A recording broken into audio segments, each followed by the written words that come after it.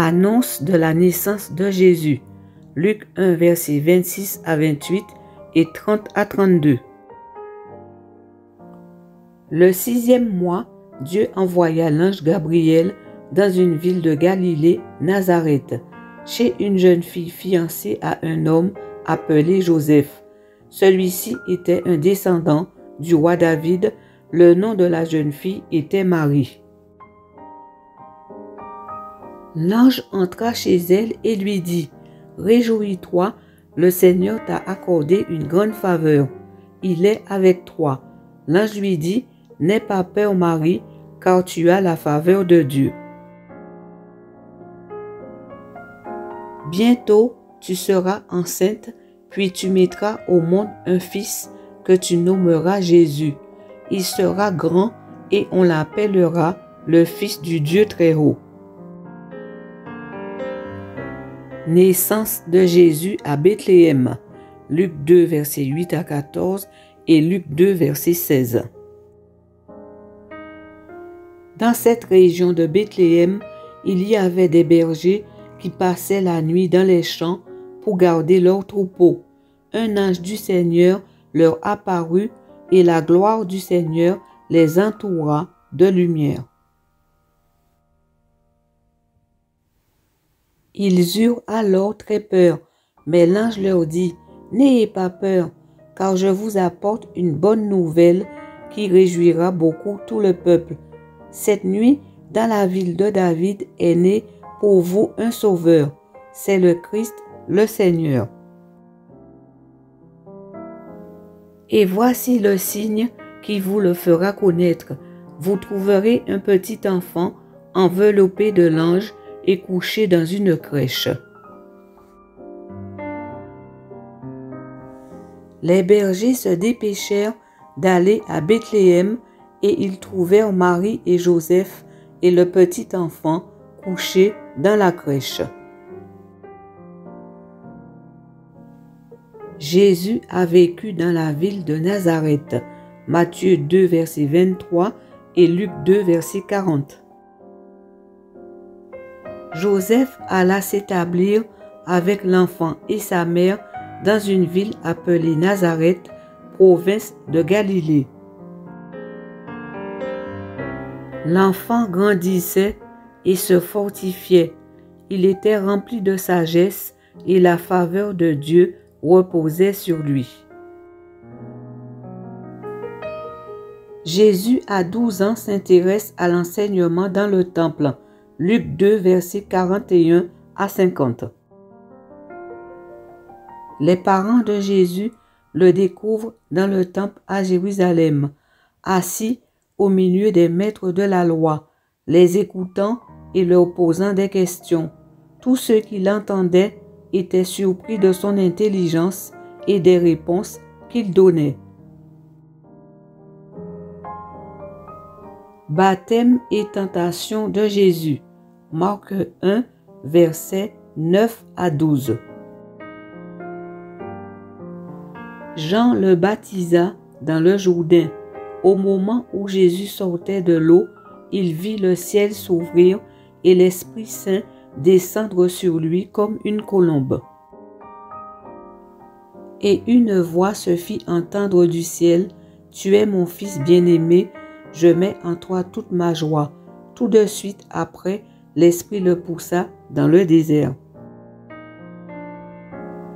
Jésus y resta pendant 40 jours et il fut tenté par Satan. Il vivait parmi les bêtes sauvages et les anges le servaient. Jésus prêche dans les synagogues. Luc 4, versets 43 à 44. Jésus dit à la foule : « Je dois annoncer la bonne nouvelle du royaume de Dieu aux autres villes aussi, car c'est pour cela que Dieu m'a envoyé. » Et il prêchait dans les synagogues du pays. Jésus enseigne et guérit. Luc 6, versets 17 à 19. Une foule immense de gens de toute la Judée, de Jérusalem et des villes de la côte, Tyr et Sidon, étaient venus pour l'entendre et se faire guérir de leur maladie. Tout le monde cherchait à le toucher parce qu'une force sortait de lui et les guérissait tous. Jésus choisit ses 12 apôtres. Marc 3, versets 16 à 19. Voici ces 12. Simon, Jésus lui donna le nom de Pierre. Jacques et son frère Jean, tous les deux fils de Zébédée. André, Philippe, Barthélemy, Matthieu. Thomas, Jacques le fils d'Alphée, Thaddée, Simon le nationaliste et Judas Iscariote, celui qui trahit Jésus.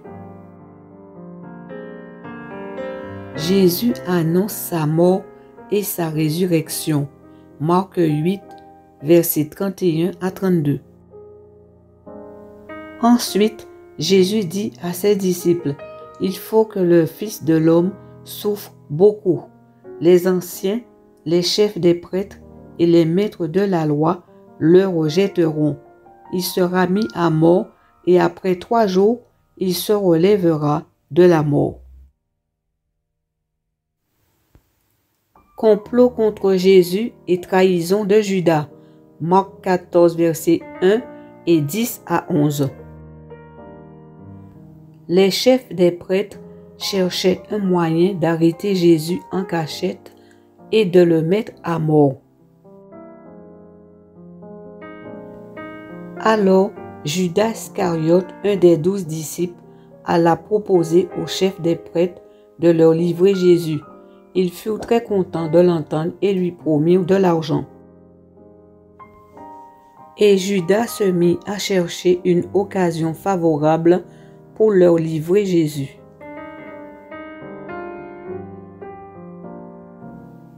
Arrestation de Jésus. Marc 14, versets 43 à 46. Jésus parlait encore quand arriva Judas, l'un des 12 disciples. Il y avait avec lui une foule de gens armés d'épées et de bâtons.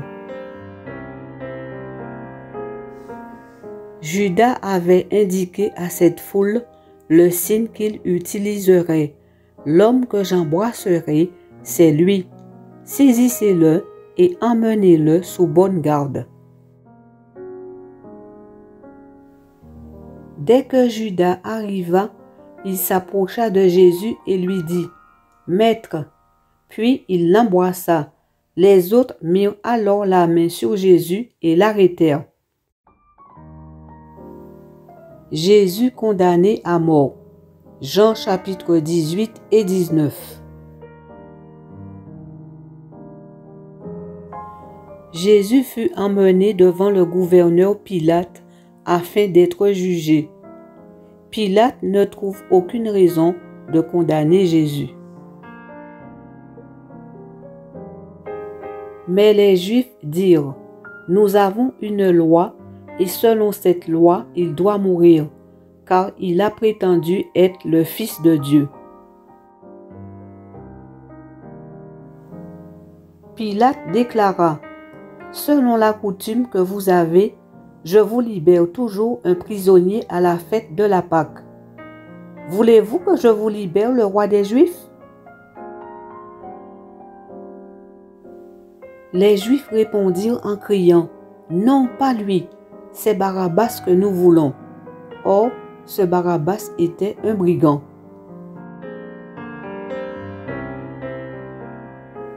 Pilate, le gouverneur, leur livra Jésus pour qu'on le cloue sur une croix.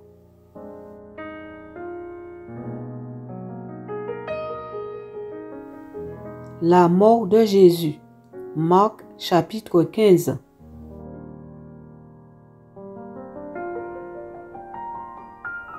Ils emmenèrent donc Jésus.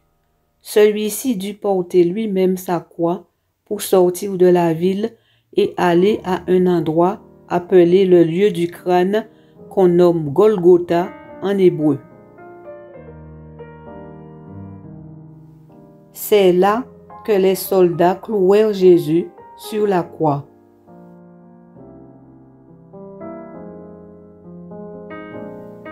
Résurrection de Jésus. Marc chapitre 16.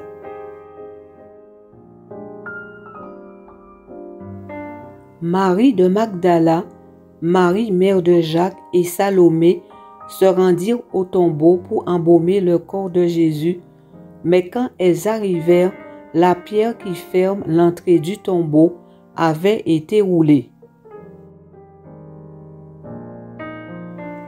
Elles virent là un jeune homme assis à droite qui portait une robe blanche.